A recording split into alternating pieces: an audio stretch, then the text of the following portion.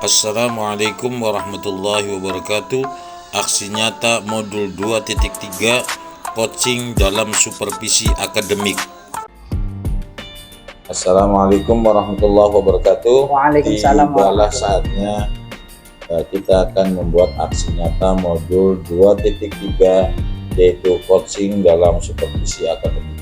Yang dalam hal ini saya atas nama CGP, nama Abdurrahim CGP Angkatan 9 yang berdinas di SMPN 2 Depok akan melakukan supervisi kepada Pak Hakim.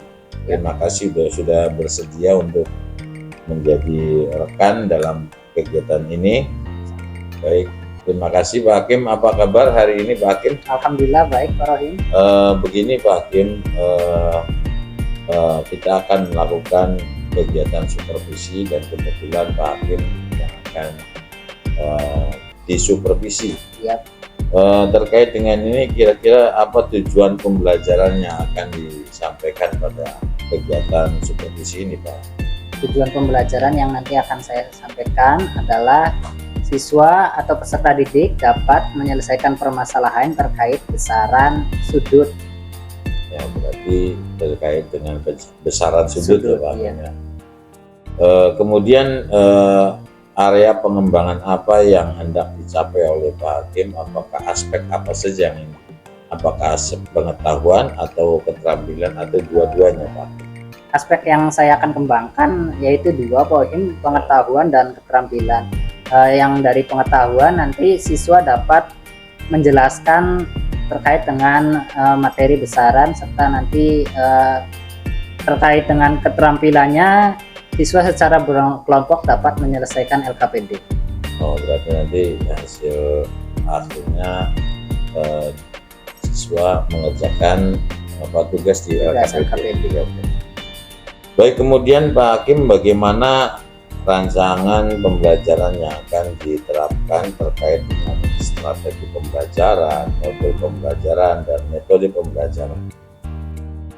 Strategi pembelajaran saya adalah pembelajaran berdiferensiasi yang diintegrasikan dengan pembelajaran sosial emosional. Nanti pembelajaran tersebut akan dikemas dalam pembelajaran secara berkelompok. Baik, itu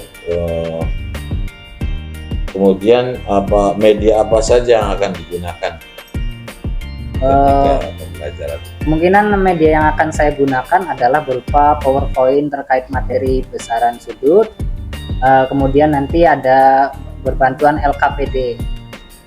Jadi saya sangat tertarik sekali dengan pembicaraan ini dan ingin segera bisa mengunjungi kelasnya Pak Hakim. Kira-kira Pak Hakim ada jadwal kapan? Nanti saya ada jadwal itu hari Selasa Pak Hakim di kelas 7C. Baik, kalau begitu saya tunggu nanti hari Selasa yang ingin berkunjung di kelasnya Pak Hakim. Terima kasih Pak Hakim. Sama-sama Pak Rohim.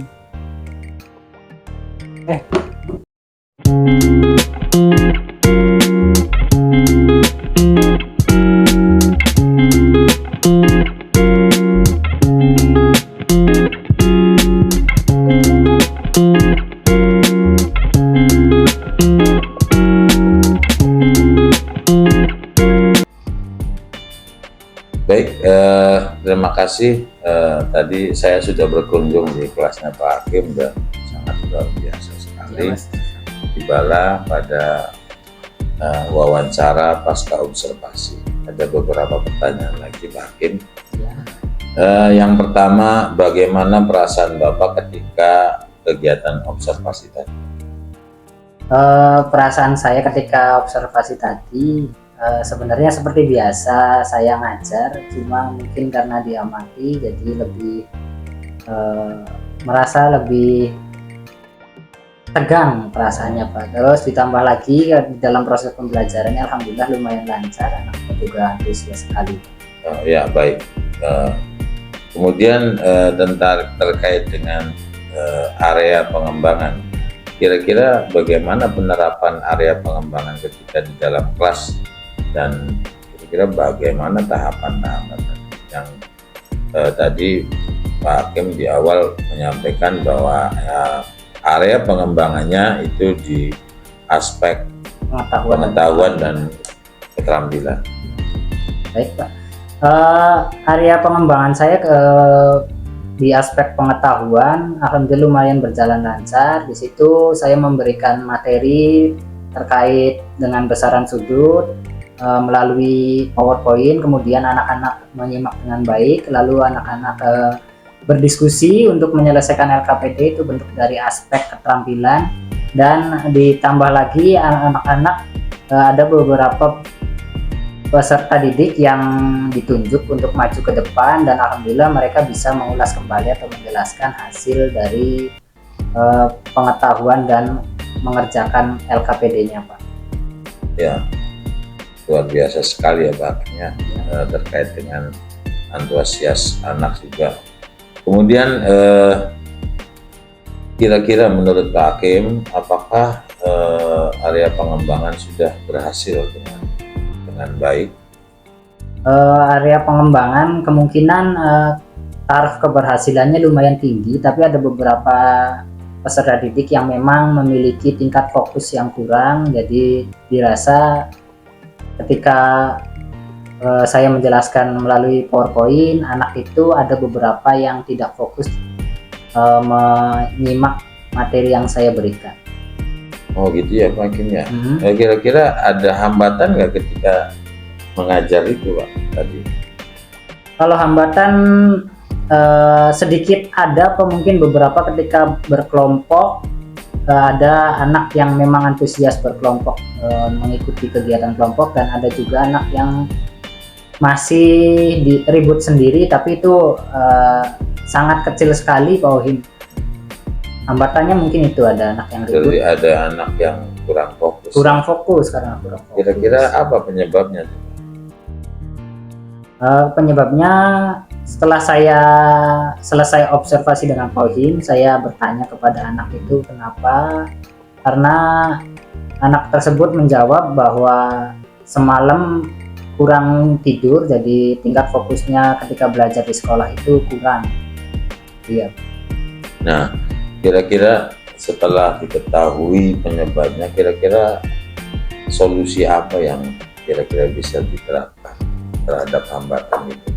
Yang saya lakukan dan saya beritahu kepada anaknya adalah dengan memaksimalkan waktu istirahat, jangan terlalu sering tidur larut malam, apalagi digunakan untuk hal-hal yang seperti bermain game.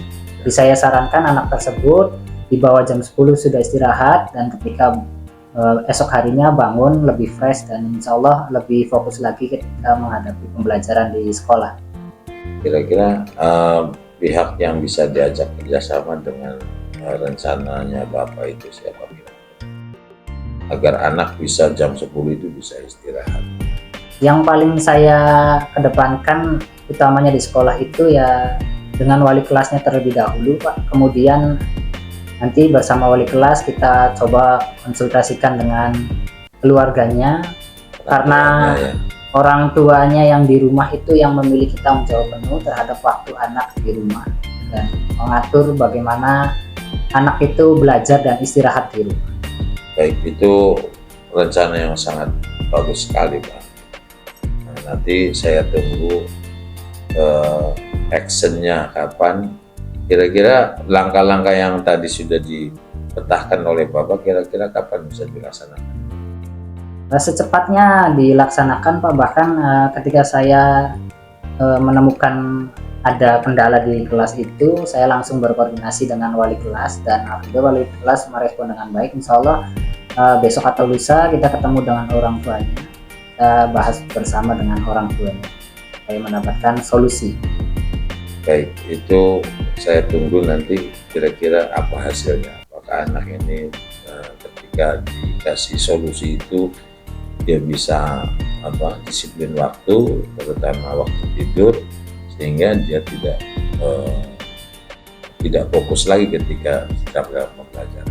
Ya. Artinya anak itu fokus mengikuti pembelajaran. Nanti saya tunggu nanti hasilnya Pak Hakim. Terima kasih atas kerjasamanya Pak Hakim. Terima kasih. Sama-sama Pak. Assalamualaikum warahmatullahi wabarakatuh. Waalaikumsalam warahmatullahi wabarakatuh.